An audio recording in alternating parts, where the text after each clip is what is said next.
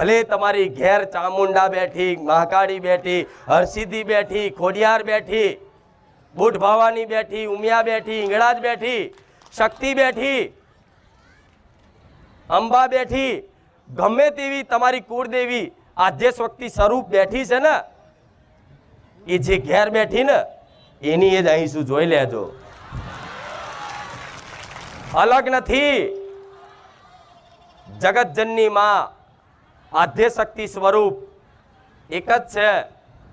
એક માતાના અનેક રૂપ થયા, અલગ અલગ નામથી દરેક કુળદેવી પોતાની કુળમાં બિરાજમાન થઈ, પણ દેવી શક્તિનું તત્વ એક જ છે, જે આદિશક્તિ પરાશક્તિ કહેવાય.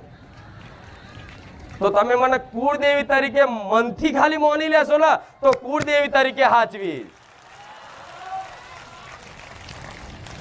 હું તમારા કુળમાં ક્યારે હક નહીં